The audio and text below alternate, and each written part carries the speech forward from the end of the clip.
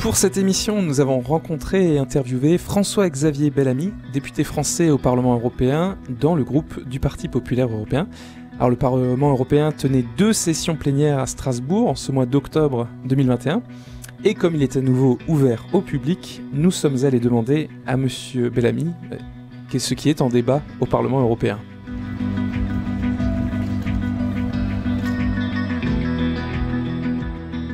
François-Xavier Bellamy, merci d'avoir accepté notre demande d'interview. Merci à vous. Ça fait maintenant presque 2 ans et demi que vous êtes élu au Parlement européen de Strasbourg. Est-ce que vous auriez un premier bilan de demi-mandat à faire ? D'un mandat qui a été évidemment bien intense, très marqué par la période de la crise sanitaire qui a considérablement affecté notre fonctionnement, mais qui ne nous a pas empêché de travailler sur beaucoup de sujets qui comptent pour nous, pour défendre les électeurs français qui nous ont fait confiance et surtout pour tenter de faire entendre la nécessité d'une autre Europe que celle qui parfois se construit ici. Et alors, il y a beaucoup d'a priori qui circulent sur l'Europe et surtout sur le Parlement européen, sur l'Union européenne en général.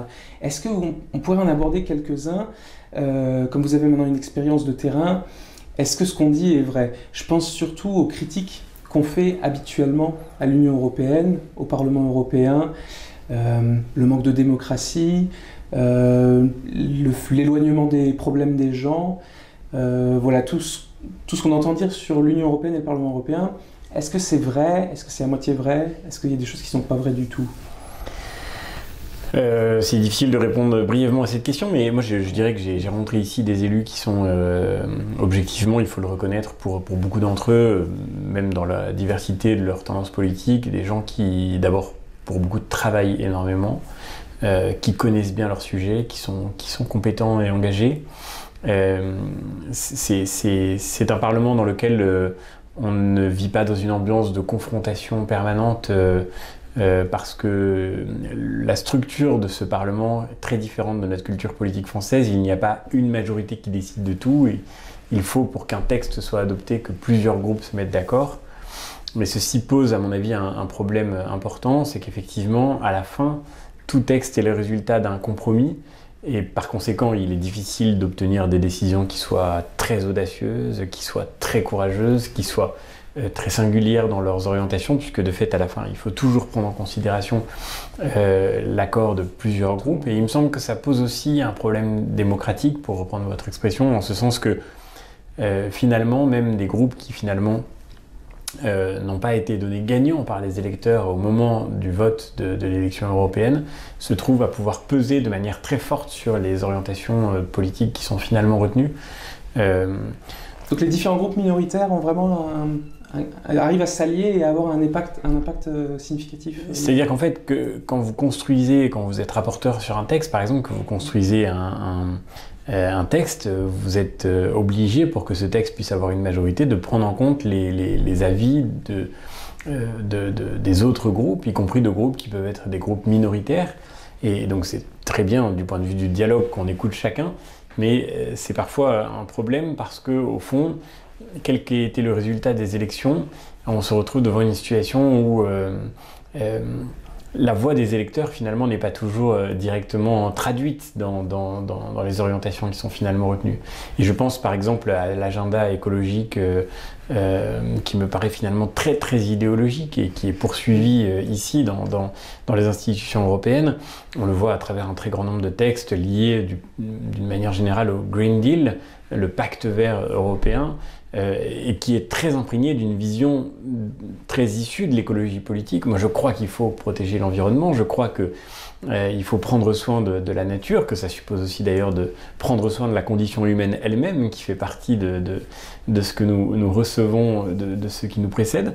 Mais je ne crois pas en revanche on puisse confondre la préoccupation pour l'environnement avec la volonté de détruire l'économie de marché, de fragiliser notre capacité de produire, de nous retirer à nous-mêmes les moyens d'écrire notre histoire et de maîtriser notre destin. Et c'est ce qu'on est en train de voir aujourd'hui sur beaucoup de textes au Parlement européen. Alors vous citez justement l'exemple de l'écologie. Est-ce que justement sur ce thème de l'écologie, le fait qu'il y ait beaucoup de groupes minoritaires qui s'allient, ou est-ce que ça ne transforme pas un peu les textes Est-ce que ça ne les rend pas les ramollit, j'allais dire, désidéologise un peu le fait qu'il faille chercher un consensus, le fait que voilà, il n'y ait pas de vision politique forte d'un groupe. Finalement, les textes sur l'écologie restent généraux, ou alors ils arrivent quand même sur l'écologie à... Non, mais disons que, en fait, pour être très concret, je pense que beaucoup des textes qui sont votés ici ne seraient pas forcément votés s'ils devaient être soumis aux électeurs européens directement. D'accord. Et tout ça est le résultat de ce système dans lequel, finalement, quel qu'ait été le résultat des élections européennes, au fond, pour qu'un texte soit voté, il faut que plusieurs groupes se mettent d'accord. Par conséquent, vous avez une pression qui encore une fois, c'est un esprit de dialogue qui est fécond, mais à la fin, dans le temps de la décision, il y a, me semble-t-il, une forme de déséquilibre qui se crée au regard du résultat électoral. Et alors, autre sujet dont on parle souvent pour l'Union européenne, c'est aussi la corruption, pas forcément la corruption, mais les conflits d'intérêts ou les influences non étatiques, on va dire. Certains députés ont déjà parlé d'un lobbying au Parlement européen, peut-être un peu intense. Quelle est votre expérience là aussi sur ce sujet de corruption, lobbying, influence forte d'acteurs non étatiques ? Alors, la corruption, honnêtement, le mot est très fort. Hein. Ouais. Il y a peut-être des phénomènes de corruption, mais vous savez, on est quand même très surveillé. Moi-même, j'ai pas grand-chose à cacher puisque j'ai été professeur de philosophie pendant 11 ans. J'ai pas fait fortune dans les affaires, mais j'ai été très surpris en arrivant au Parlement européen de devoir déclarer la totalité de mes revenus des 10 dernières années, année par année, la totalité de mon modeste patrimoine. Tout ceci est accessible à n'importe quel citoyen en 2 clics. Voilà, donc on est voilà, par la force des choses et du fait des erreurs de ceux qui nous ont précédés, aujourd'hui soumis à une exigence de transparence qui n'a d'égal dans aucun autre métier, dans aucune autre profession. Donc, il y a peut-être des cas de corruption, mais je ne crois pas en tous les cas que, bon, voilà, disons-le très simplement, hein, aujourd'hui, si vous voulez vous enrichir d'une manière frauduleuse, c'est pas forcément dans un mandat politique qu'il faut s'engager. Et tant mieux d'ailleurs, tant mieux. Enfin, je suis pas du tout, je suis pas du tout hostile à cette exigence morale qui pèse sur la responsabilité politique. En revanche, oui, le lobbying est très présent. C'est pas un secret. Hein, les entreprises investissent beaucoup, mais pas seulement les entreprises, des associations, des ONG, qui sont souvent même d'ailleurs bien plus présentes et dont la force de frappe est bien plus efficace pour peser sur la décision des parlementaires. Alors c'est très surprenant là aussi pour nous comme Français parce que c'est vrai qu'un Parlement qui a une culture beaucoup plus liée au système parlementaire allemand ou nordique, où ce qui compte c'est justement la transparence. Donc en fait, les lobbyistes au sens large du terme peuvent avoir accès au Parlement et se présenter comme tels, et du moment que leur activité est enregistrée, eh bien ils ont d'une certaine manière leur place dans le fonctionnement de l'institution, ce qui est totalement différent de la France où au fond les relations entre les groupes d'intérêt ou les organisations non gouvernementales et le monde parlementaire sont plus implicites et moins visibles. Moi je crois, si vous voulez, que il faut pas trop, il faut trouver un juste équilibre. Je pense qu'on fait pas, je suis en commission de l'industrie par exemple, on fait pas une bonne politique industrielle si on parle jamais aux entreprises qui font de l'industrie, si on parle pas à ceux qui créent de l'emploi, qui créent de la valeur, qui savent au fond quel sera l'impact de la législation sur leur activité. Comment est-ce que vous voulez faire une politique, je suis aussi en commission de la pêche, une politique de la pêche si vous ne parlez jamais aux pêcheurs? En revanche, c'est vrai que j'ai toujours un peu de difficulté, et je le dis de manière tout à fait transparente parce que je l'assume aussi devant les gens qui nous sollicitent ici au Parlement européen.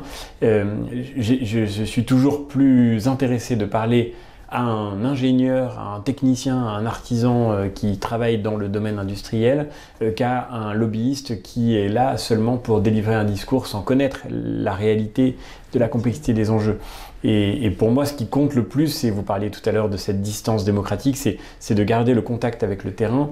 Au fond, je passe beaucoup de temps en dehors du Parlement parce que je crois que c'est le plus important. Il vaut mieux aller sur les quais d'un port pour parler à des pêcheurs que de lire les notes qui peuvent être envoyées par des représentants d'intérêt. Et pour moi, c'est le meilleur remède à tous les biais qui peuvent exister dans les couloirs de ce Parlement. C'est d'abord d'en sortir le plus possible pour aller écouter les gens. Ça ne m'empêche pas d'être très présent à Strasbourg, à Bruxelles, mais je passe beaucoup du temps que je ne consacre pas au travail parlementaire ici même, à faire le même travail parlementaire, mais au contact des Français. Et vous avez utilisé le mot influence par rapport aux groupes d'intérêt et même associations, et je pense qu'il est juste. Je vous posais la question pour deux raisons. D'abord, parce qu'il y a une commission spéciale au Parlement européen, et aussi, vraiment, alors là, vous pouvez répondre rapidement, c'est par rapport à votre expérience, c'est que le CLJ a fait un rapport sur les conflits d'intérêts entre les juges et les ONG à la Cour européenne des droits de l'homme, qui montre qu'il y a en fait une certaine porosité, en fait, que des juges travaillaient avant pour des ONG. Plus qu'une certaine porosité. Je me méfie, je ne parle pas tout de suite de corruption, mais de une porosité, une influence réelle. Voilà, de militants, de gens qui sont dans des associations qui vont devenir juges, et de la même manière aussi aux Nations Unies, des responsables d'associations qui deviennent rapporteurs spéciaux, experts internationaux en droits de l'homme dans tous les domaines, ou alors qui reçoivent de l'argent pour financer leur activité. Est-ce que, et c'est une proportion dans les deux cas, on dirait un petit quart, ou c'est pas tout le monde, mais il y a quand même une minorité significative, voilà, de personnes qui sont censées être indépendants, mais qui sont approchés par les ONG pour une bonne cause, mais qui reçoivent en fait quand même de l'argent ou qui ont un conflit d'intérêts. Est-ce qu'il y a aussi un petit peu ça, ce risque au Parlement européen quand même ? Bien sûr, les stratégies d'influence existent et il faut surtout ne pas être naïf. C'est ce que je reprocherais beaucoup à ceux qui travaillent dans ce Parlement contre la lutte contre les ingérences étrangères. Il y a des tentatives d'ingérence étrangère, c'est une certitude dans ce Parlement, comme dans les parlements nationaux, comme dans les vies politiques nationales. Mais en réalité, si on veut être complet, il faut lutter aussi contre les stratégies d'influence dissimulées qui viennent créer des biais illégitimes dans les décisions politiques ou judiciaires. De ce point de vue-là, le travail qu'a fait le CLJ est un travail absolument fondamental et qui malheureusement a reçu beaucoup trop peu d'écho.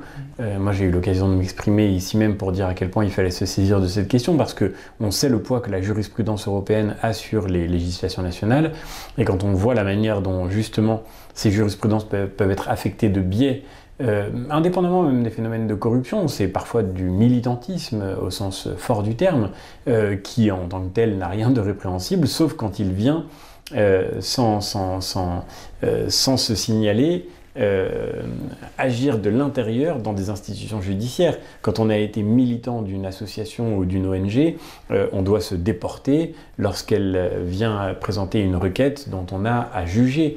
Et exactement de la même manière ici, au Parlement européen, il faut que chacun assume les engagements qu'il a pu prendre. C'est ce que nous faisons comme responsables politiques, mais il me semble que le travail d'un juge, que le travail de ceux qui construisent ce cadre-là doit être absolument dépourvu de biais.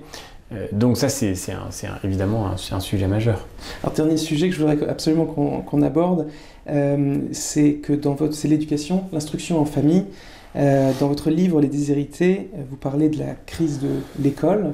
En France, malgré, j'allais dire, les résultats très très moyens, même mauvais de l'éducation nationale, le gouvernement a cherché à limiter autant que possible l'instruction en famille.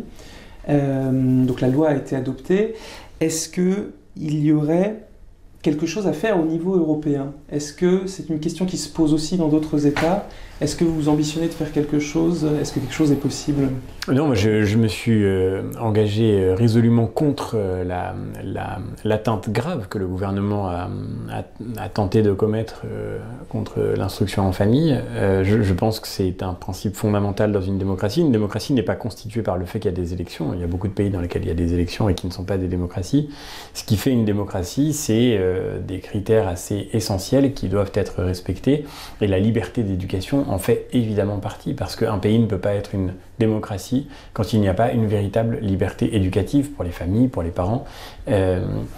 Si un pays interdit à ses citoyens de porter un regard libre sur l'éducation de leurs enfants, alors de fait on se trouve devant un problème majeur.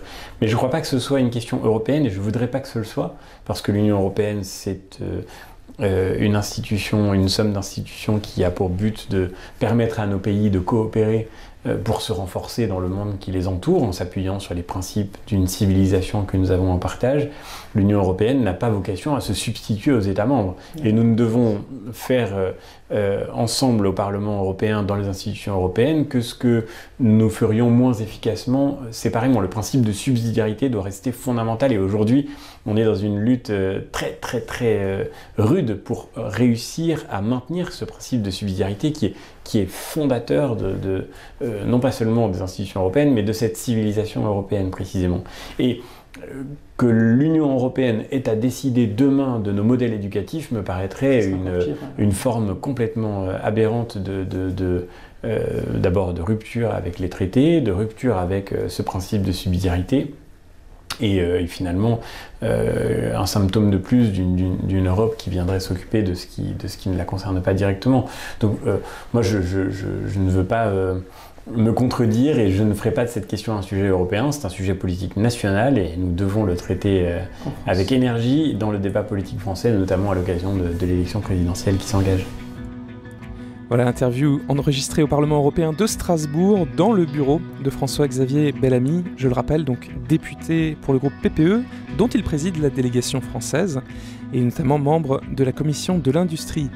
Très bonne soirée sur RCF Alsace et à la semaine prochaine.